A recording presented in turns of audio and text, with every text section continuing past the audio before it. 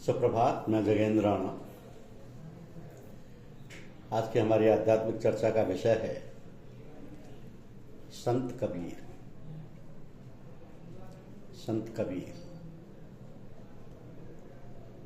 एक कबीरदास या कबीर साहब 15वीं सदी के भारतीय रहस्यवादी कवि और संत थे।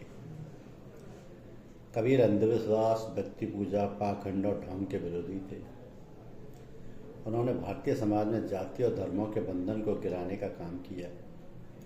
वे भोजपुरी साहित्य के भक्ति काल के निर्गुण शाखा के ज्ञान मार्गी उपशाखा के महानतम कवि थे।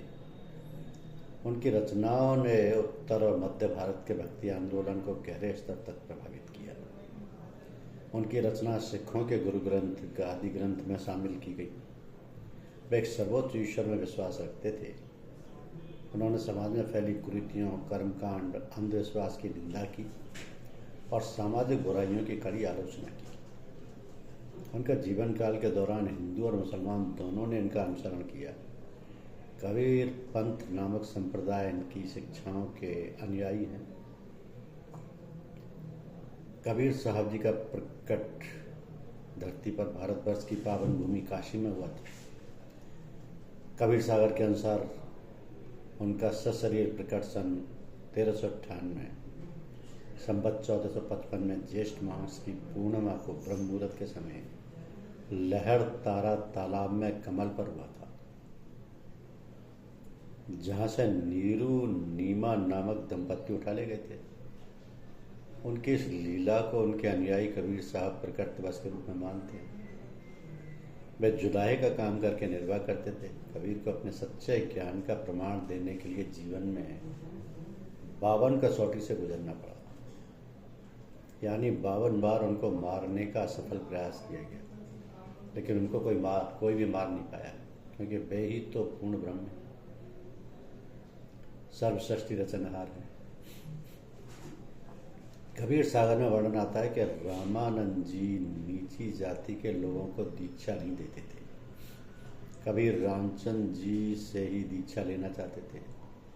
एक दिन रामानंद जी सुबह नहाने गए थे, तभी कबीर जी 2.5 साल के बच्चे का रूप धारण करके घाट की सीढ़ियों पर लेट गए। रामानंद जी का पैर कबीर को लग गया तो वो रोने लगे। रामानंद जी ने झुककर उनको उठाया और राम का नाम जपने को कहा। तभी से रामानंद जी कबीर के गुरु हुए और निजी जातियों से नफरत करना भी बंद कर दी। तो कबीर जी के शिष्य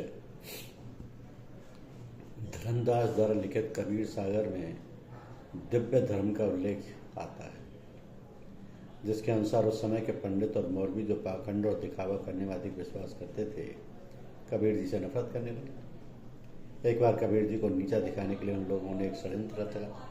उन लोगों ने मिलकर दुनिया भर में झूठी चिट्ठी लिखकर भिजवा दी कि कबीर जी भंडारा कर रहे हैं, जिसमें एक सोने की मोहर 2 दिन तक हर खाने के साथ मुफ्त में दी जाएगी। निश्चित दिन पर काशी में कबीर जी की कुटिया के पास 18 लाख लोगों की भीड़ जमा हुई।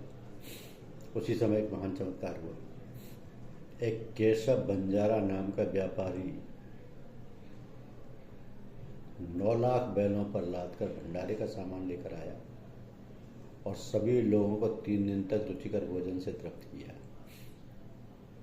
और वादे के अनुसार सारी सामग्री भी बांटी, जिससे हर खाने के साथ एक सोने की मोहर और 2 दोहड़ भी दी। कहा जाता है कि ये सब करने के लिए परमात्मा केशव बंजारा का रूप धर कर आए और ये सब लीला की। इस भंडारे में दिल्ली का बादशाह सिकंदर लोदी भी शामिल हुआ, जिसका मंत्री शेख तकी, जो कबीर जी से बहुत ईर्ष्या करता था, वो भी शामिल हुआ। कहा जाता है कि शेख तकी ने वहाँ भी कबीर साहब के भंडारे की निंदा की, जिसके बाद उसकी जीभ भी बंद हो गई और वह जिंदगी भर बोल नहीं पाया। इस भंडारे के बाद अनेक लोगों ने कबीर जी के ज्ञान को समझा और उनसे उपदेश लिया, और उस भंडारे की याद में कबीर जी के अनुयायी हर साल दिव्य धर्मयज्ञ नाम से उत्सव मनाते हैं। कबीर की भाषा साधुकड़ी एवं पंचमेल खिचड़ी है। इनकी भाषा में हिंदी भाषा की सभी बोलियों के शब्द सम्मिलित हैं। राजस्थानी, हरियाणवी, पंजाबी, खड़ी बोली, अवधी, ब्रज भाषा के शब्दों की बहुलता है। ऐसा माना जाता है कि रमैनी और शब्द में ब्रज भाषा की अधिकता है, तो साखी में राजस्थान और पंजाबी मिली खड़ी बोली। इनकी रचना में कबीर शब्दावली है। इस ग्रंथ में मुख्य रूप से कबीर साहब जी ने आत्मा को अपने अनमोल शब्द के माध्यम से परमात्मा की जानकारी बताई है। कबीर दोहावली में मुख्य तौर पर कबीर साहब जी के दोहे सम्मिलित हैं। कबीर ग्रंथावली में कबीर साहब जी के पद व दोहे सम्मिलित किए गए। कबीर सागर ये सूक्ष्म वेद है, जिसमें परमात्मा की विस्तृत जानकारी है। कबीर पढ़े लिखे नहीं थे, इसलिए उनके दोहों को उनके शिष्यों द्वारा ही लिखित या संग्रहित किया गया था। उनके दो शिष्यों भागवदास और धर्मदास ने उनकी साहित्यिक विरासत को संजोया। कबीर के छंदों को सिख धर्म के ग्रंथ भी श्री ग्रंथ साहब में भी शामिल किया गया है। श्री ग्रंथ साहब में संत कबीर के 226 दोहे शामिल हैं और श्री गुरु ग्रंथ साहब में शामिल सभी भक्तों और संतों में संत कबीर के ही सबसे अधिक दोहे दर्ज किए गए। क्षिति मोहन सेन ने कबीर के दोहों को काशी सहित देश के अन्य भागों के संतों में एकत्र किया था। रविन्द्रनाथ ठाकुर ने इनका अंग्रेजी अनुवाद करके कबीर की वाणी को विश्व पटल पर लाए।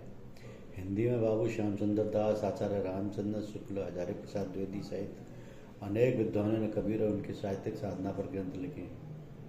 तो कबीर साहब जी के यहाँ साधु संतों का जमावड़ा रहता था। कबीर साहब जी ने कलयुग में पढ़े लिखे ना होने की लीला की, परंतु वास्तव में वो स्वयं विद्वान थे। इसका अंदाजा आप उनके दोहों से लगा सकते हैं। जैसे मसी कागज छुओ नहीं, कलम नहीं गए, कलम गही नहीं हाथ। उन्होंने स्वयं ग्रंथ ना लिखने की भी लीला तथा अपने मुख कमलबाड़ी से बोलकर शिष्यों से उन्हें लिखवाया। आपके समस्त विचार में राम नाम, पूर्ण परमात्मा का वास्तविक नाम की महिमा प्रतिध्वनित रहती है। कबीर परमेश्वर एक ही परमेश्वर को मानते थे और कर्मकांड के घोर विरोधी थे। मूर्ति पूजा, रोजा, ईद, मस्जिद, मंदिर, उनका विचार था कि इन क्रियाओं से आपका मोक्ष संभव नहीं है। वे कहते हैं हरि मोर पीऊ में राम की बहुरिया, तो कभी कहते हैं हरि जननी में बालक तोड़ा, और कभी बड़ा हुआ तो क्या हुआ जैसे पेड़ खजूर, पंछी को छाया नहीं, फल गया तिली। उस समय हिंदू मुस्लिम दोनों धर्म के लोग ही कबीर साहब जी को अपना दुश्मन मानते, क्योंकि वो अपना एक तारा लेकर दोनों धर्मों को परमात्मा की जानकारी दिया करते थे। वे समझते थे कि हम सब एक ही परमात्मा के बच्चे हैं। उन्होंने अपनी भाषा सरल और सुबोध रखी ताकि वो आम आदमी तक पहुंच सके। तो कबीर साहब जी को शांति में जीवन प्रिय था और वह अहिंसा, सत्य, सदाचार आदि गुणों के प्रशंसक थे। अपनी सरलता, साधु स्वभाव और संत प्रवृत्ति के कारण आज विदेशों में भी उनका आदर हो रहा है, विदेशों में भी उनका सम्मान होता है। तो संत कबीरदास का जन्म 15वीं शताब्दी के मध्य काशी यानी वाराणसी उत्तर प्रदेश में हुआ था। कबीर के जीवन के वर्णन कुछ अनिश्चित हैं। उनके जीवन के बारे में अलग अलग विचार, विपरीत तथ्य और कई कथाएं हैं। यहाँ तक कि जीवन पर बात करने वाले स्रोत भी अपर्याप्त हैं। शुरुआती स्रोतों में बीजक और आदि ग्रंथ हैं। इसके अलावा भक्तमल द्वारा रचित नाभाजी, मोहसिन फानी द्वारा रचित तारीख और खजीनतुल असफिया हैं। ऐसा कहा जाता है कि कबीर की माँ ने उनके जन्म के समय बड़े चमत्कारिक ढंग से गर्भ धारण किया था।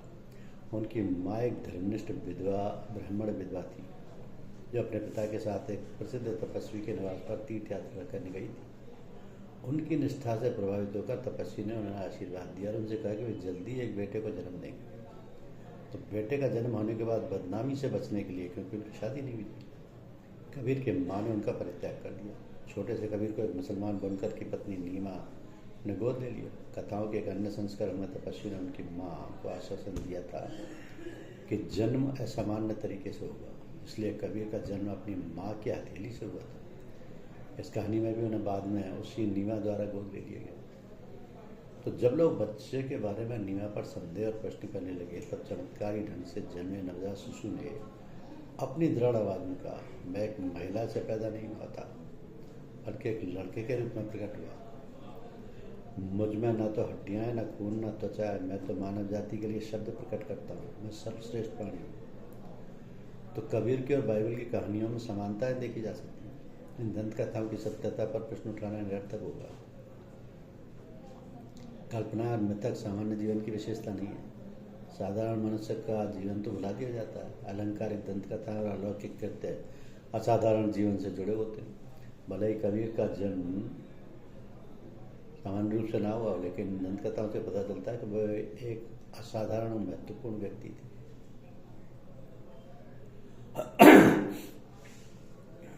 तो अपनी आध्यात्मिक खोज को पूर्ण करने हेतु वे वाराणसी में प्रसिद्ध संत रामानंद के शिष्य बनना चाहते थे। कबीर ने महसूस किया कि अगर वे किसी तरह से अपने गुरु के गुप्त मंत्र को जान लेंगे तो उनकी दीक्षा हो सकेगी। संत रामानंद वाराणसी में निरंतर रूप से एक निश्चित घाट पर जाते थे। एक दिन जब कबीर ने उन्हें घाट के पास जाते देखा तो वो घाट की सीढ़ियों पर लेट गए और रामानंद जी का पैर उन पर पड़ा। उनके मुंह से अनायास ही राम शब्द निकल पड़ा। कबीर को मंत्र मिल गया और उन्हें बाद में संत द्वारा एक शिष्य के रूप में स्वीकार कर लिए गए। तो खजीनात अल असफिया से हमें पता चलता है कि एक सूफी पीर शेख तकी भी कबीर के शिक्षक थे। कबीर के शिक्षण और तत्वगान में सूफी प्रभाव भी काफ़ी स्पष्ट है। वाराणसी में कबीर चौरा नाम का एक इलाका है और ऐसा माना जाता है कि वे वहीं बड़े हुए थे। कबीर ने बाद में लोई नामक एक महिला से शादी की और उनके 2 बच्चे हुए। एक बेटा कमल और एक बेटी कमली थी। कुछ स्रोतों से यह भी सुझाव मिलता है कि उन्होंने 2 बार शादी की या उन्होंने शादी नहीं की, जबकि हमारे पास उनके जीवन के बारे में इन तथ्यों को स्थापित करने के साधन नहीं थे। हम उनकी कथाओं के माध्यम से उनके द्वारा प्रचारित दृष्टि दर्शन में अंतर्दृष्टि प्राप्त कर सकते हैं, क्योंकि कबीर का आध्यात्मिकता से गहरा संबंध था। मोहसिन फ़ानी की दबिस्तान और अबुल फजल के आईना अकबरी में उन्हें मुहाविद बताया गया है, यानी एक ईश्वर में विश्वास रखने वाला। प्रोफेसर हजारी प्रसाद द्विवेदी ने बताया कि कबीर राम के भक्त थे, लेकिन विष्णु के अवतार के रूप में नहीं। उनके लिए राम किसी भी व्यक्तिगत रूप या गुण से परे है। कबीर का अंतिम लक्ष्य एक परम ईश्वर को प्राप्त करना था, जो बिना किसी गुण के निराकार है, जो समय और स्थान से परे है और जो कारण कार्य संबंध से भी परे है। तो कबीर का ईश्वर ज्ञान है, आनंद है। उनके लिए ईश्वर शब्द है। उन्हें जाति के आधार पर भेद स्वीकार नहीं किया। एक कहानी है कि एक दिन कुछ ब्राह्मण लोग अपने पापों को प्रायश्चित करने के लिए गंगा के पवित्र जल में डुबकी लगा रहे थे। तब कबीर ने अपनी लकड़ी के पात्र को नदी के पानी से भरा और उन लोगों को पीने के लिए दिया। वे लोग निचली जाति के व्यक्ति द्वारा पानी दिए जाने पर बहुत नाराज हुए, जिसके उत्तर में कबीर ने कहा, अगर गंगा जल मेरे पात्र को शुद्ध नहीं कर सकता है तो मैं कैसे विश्वास कर सकता हूँ कि ये मेरे पापों को धो सकता है। केवल जाति नहीं, कबीर ने मूर्ति पूजा के विरुद्ध भी बात की और हिंदू तथा मुसलमान दोनों के उन संस्कार और रीति रिवाजों और प्रथाओं की आलोचना की जो उनकी दृष्टि में व्यर्थ है। उन्होंने उपदेश दिया कि संपूर्ण श्रद्धा से ईश्वर को प्राप्त किया जा सकता है। लोग ऐसे बावरे पाहन पूजन जाए, घर की चकिया काहे न पूजन, जेही के पीसा खाए। लोग ऐसे मूर्ख हैं कि पत्थरों की पूजा करने जाते हैं। वे उस चक्की पत्थर की पूजा क्यों नहीं करते जो उनके लिए खाने के लिए आटा पीसती है। भले ही कबीर के जीवन के बारे में विवरण बहुत कम मिलते हैं, लेकिन उनकी कविताएं आज भी मौजूद हैं। वे एक ऐसे व्यक्ति हैं जिन्हें उनकी कविताओं के लिए और उनके द्वारा उनकी सोच के लिए जाना जाता है। उनकी मृत्यु के कई वर्षों बाद उनकी कविताएं लिखी गई। उन्हें 2 पंक्ति वाले दोहे और लंबे पद गीत लिखे, उन्हें संगीतबद्ध किया गया। तो कबीर की जो किताबें हैं या दोहे हैं, उनका बहुत अच्छा संग्रह है, क्योंकि कबीर जी ने जो कुछ लिखा है उसके बारे में कहते हैं कि मुसलमान कबीरपंथी शेख तकी को कबीर का गुरु मानते हैं। शेख तकी कबीर के समकालीन थे और लगता है कभी कभी उनका मुलाकात भी होता था। कबीर ने अपनी कविता में उनके नाम का भी उल्लेख किया और जहाँ भी कबीर ने शेख तकी का नाम लिया है वहाँ वैसा आदर प्रदर्शित करते हुए नहीं लिखा जैसा गुरु के लिए प्रदर्शित करना उचित है, बल्कि ऐसा लगता है जैसे शेख तकी कोई शिक्षा देना चाह रहे हो। कबीरदास रामन जी को अपना गुरु मानते थे, क्योंकि उन्होंने रामन जी का नाम अपनी रचना में बड़े आदर से लिया है। एक जगह तो उन्होंने गुरु को भगवान से भी बड़ा बना दिया है। और कबीरदास जी ने अपना पूरा जीवन काशी में बिता दिया। वे अंतिम समय में मगहर चले गए और वहीं सन 1518 में उनकी मृत्यु हो गई। उनकी रचनाओं में प्रमुख ग्रंथ बीजक है, जिसके 3 भाग हैं। साखी, शबद और रमेन। अन्य कृतियों में अनुराग सागर, साखी ग्रंथ, शब्दावली, कबीर ग्रंथावली। तो कबीरदास जी जो निर्गुण निराकार ब्रह्म के उपासक थे, उनकी रचना में राम शब्द का प्रयोग हुआ है। निर्गुण ईश्वर की आराधना करते हुए भी कबीरदास जी महान सुधारक माने जाते हैं। उन्होंने हिंदू और मुसलमान दोनों संप्रदाय के लोगों के कुरीतियों पर जमकर बयान किया। कबीरदास जी कहते हैं कि संसार माया के खेल, माया के खेल में पड़कर आत्मा अपने परमात्मा को भूल जाता, परंतु माया जाल को तोड़कर परमात्मा से मिले बिना उसे शांति किस तरह से नहीं मिलती। माया के जाल को तोड़ने का उपाय केवल सदगुरु की कृपा से ही मालूम हो सकता है। सदगुरु की कृपा बिना परमात्मा का दर्शन होना बहुत कठिन है। कंचन और कामनी मनुष्य की को माया के पैर में फंसाए रखता है। जो उनको छोड़ देता है उसका तो उद्धार हो जाता है, और जो उनके पीछे पड़ा रहता है उसका उद्धार होना बहुत मुश्किल है। परमात्मा के दर्शन के लिए सच्चे प्रेम की आवश्यकता होती है। जिसके हृदय में प्रेम जाग उठता है उसे परमात्मा के दर्शन किए बिना कभी चैन नहीं पड़ सकता। इस यौवन और वैभव का अभिमान मनुष्य को कभी नहीं करना चाहिए, क्योंकि यह नश्वर है। समान लोगों की तो बात ही क्या, बड़े बड़े सम्राटों का वैभव भी नहीं टिक सकता। कभी कहते हैं कि मनुष्य को सबसे बड़ा लाभ मनुष्य जन्म पाकर आत्मा किसी प्रकार परमात्मा के दर्शन कर सके। तो कबीर ने कविता काव्य को चमत्कार दिखाने के लिए नहीं लिखा है। उन्होंने तो अपने हाथ से कभी कागज और स्याही छूने की भी कोशिश नहीं की। बाद में उनके शिष्य धर्मदास ने उनकी कविता का संग्रह किया। कबीरदास जी ने कहा कि वह अपनी भक्ति संबंधी, ज्ञान संबंधी विचारों को प्रकट करने के लिए कहा उन्होंने, क्योंकि वो अपने समय के महान समाज सुधारक थे, इसलिए उनकी रचनाओं में उपदेश अधिक होने का स्वाभाविक ही है। कबीर की रचना अधिकांश उपदेश प्रधान और खंडन प्रधान मिलता है। उन्होंने जहाँ तक अपने विरोधियों की खिल्ली भी उड़ाई।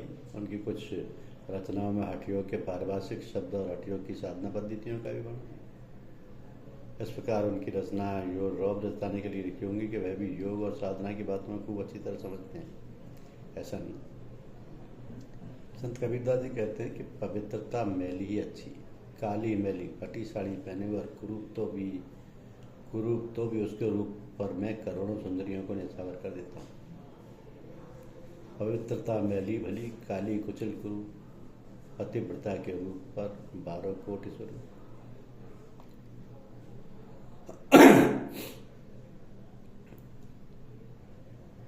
कबीरदास कहते हैं कि जब मैं था तब हरि नहीं, अब हरि में है मैं नाही। सब अंधियारा मिट गया जब दीपक देखा मैं। जब तक मैं मानता था कि मैं हूँ तब तक मेरे सामने हरि नहीं थे, और अब हरि आ गए तो मैं नहीं रहा। अंधेरा और उजाला एक साथ एक ही समय कैसे रह सकते हैं, पर वह दीपक अंतर में था। कबीरदास जी के अन्य बहुत रचना है। साध का अंग, घूंघट के पट, हमन है मस्ताना, सांच का अंग, सुमरन का अंग, साध असाध का अंग, मन लागा मेरा यार फकीरी में, पा दिया। धन्यवाद।